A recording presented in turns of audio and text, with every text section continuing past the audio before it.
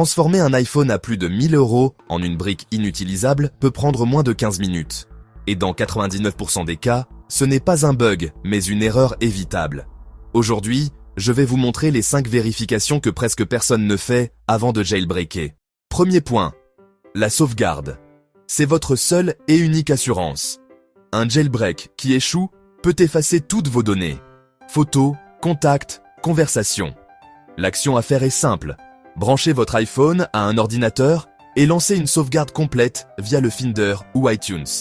Une copie iCloud est aussi une option. Ne pas le faire, c'est jouer à la roulette russe avec vos souvenirs.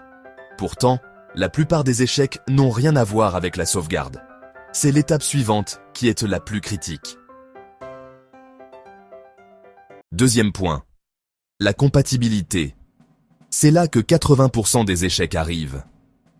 Un outil de jailbreak n'est jamais universel. Il est conçu pour une version d'iOS et un modèle d'iPhone spécifique. Utiliser le mauvais outil, c'est l'échec garanti.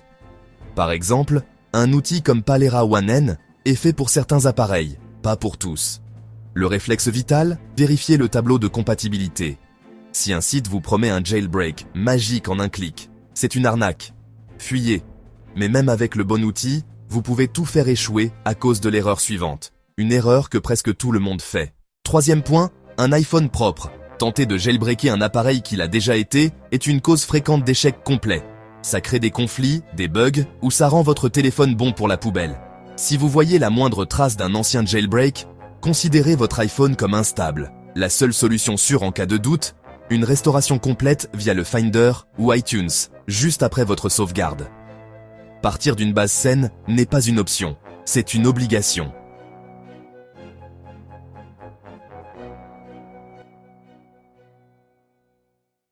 Quatrième point, la préparation matérielle. C'est souvent ici que tout échoue. Écoutez bien, c'est la checklist de la dernière chance. Premièrement, la batterie. Avoir plus de 50% de charge n'est pas une précaution, c'est obligatoire. Une seule coupure de courant au milieu du processus peut rendre l'iPhone inutilisable de façon irréversible. S'il s'éteint, il est bon pour la poubelle. Deuxièmement, désactivez temporairement le code de verrouillage et localisez mon iPhone. Ces sécurités sont conçues pour bloquer ce type d'opération. Vous les réactiverez juste après. Ne sautez jamais ces étapes. Et enfin, le point qui sépare un jailbreak réussi d'une installation de virus. Cinquième point, la source de l'outil. C'est absolument crucial. Le web est truffé de faux outils de jailbreak, conçus pour une seule chose, installer des malwares sur votre appareil.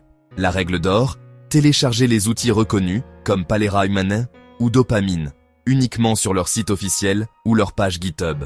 Ne cliquez jamais sur un lien suspect.